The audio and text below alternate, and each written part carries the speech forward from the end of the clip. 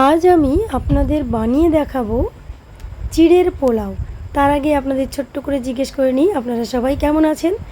তো আমি এখানে কি নিয়েছি সেটা দেখিয়ে দিচ্ছি। এখানে কাজু বাদাম, ধনেপাতা, পেঁয়াজ, কাঁচা লঙ্কা আর মাংস টুকরো করে নিয়েছি। রান্না করা মাংস সেটা আমি টুকরো করে কেটে নিয়েছি।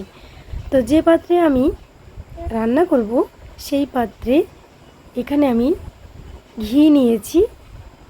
ঘিয়ের পরিমাণটা অবশ্য নিজের মতো নিতে হবে। এখানে ঘিয়ের সঙ্গে আমি এলাচ, দারচিনি দিয়ে দিলাম। তো দিয়ে দেওয়ার পরে এর সঙ্গে পেঁয়াজ কাটাগুলো দিয়ে দিচ্ছি।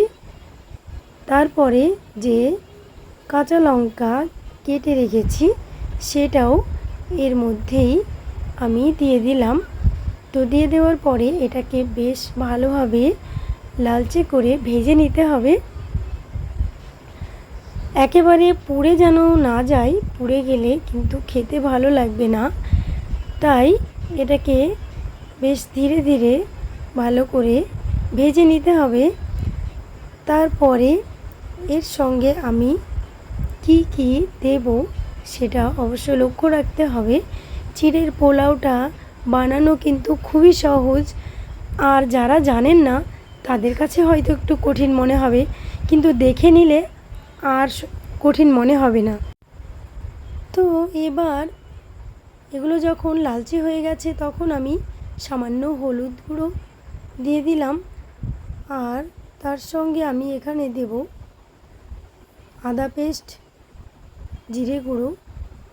এগুলো তো দিতেই হবে, তা নইলে কিন্তু এই টেস্টটা তেমন আসবে না।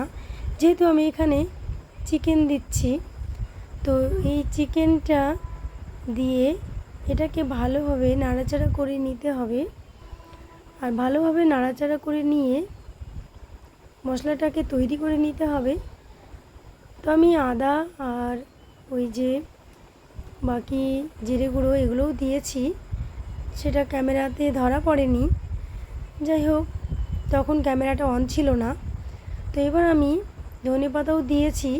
ধনেপাতাগুলো দেওয়ার পরে কাজু বাদাম আমি টুকরো করে নিয়েছি, বলতে দুটো মাঝখান থেকে চিড় করে নিয়েছি, সেগুলো এর মধ্যে দিয়ে দিলাম। দিয়ে দেওয়ার পরে মশলাটাকে আরেকটু ভালোভাবে নাড়াচাড়া করে নিয়ে এর মধ্যে যে ওই যে চিড়েটা নিয়েছি সেই চিড়েগুলো অবশ্য ধুয়ে তুলে নিতে হবে। তো আমি সেই মতোই ধুয়ে তুলে নিয়ে এর মধ্যে ছেঁকে দিয়ে দিলাম। এবার চিড়েটা যেন বেশিক্ষণ না ভিজে থাকে, তাহলে কিন্তু গলে যেতে পারে, আর চিড়ের পোলাওটা তেমন ভালো লাগবে না, বা দেখতেও ভালো লাগবে না, খেতেও কেমন লাগবে। সেই জন্য চিড়েটা বেশিক্ষণ ভিজিয়ে না রেখে যখন মশলাগুলো তৈরি হয়ে যাবে ঠিক তখনই এটাকে জল দিয়ে ভালোভাবে ধুয়ে নিয়ে সুন্দর করে তুলে নিয়ে তারপরে ফ্রাই করে নিতে হবে। তো আমার হয়ে গেছে। তো যদি আপনাদের ভালো লেগে থাকে তাহলে চটপট সকাল বা দুপুর বা বিকেল এই রেসিপিটা বানিয়ে ফেলতে পারেন। খুব সুন্দর একটা রেসিপি। আর আমার ভিডিওটি প্রথম থেকে লাস্ট অবধি দেখলেন তার জন্য ধন্যবাদ।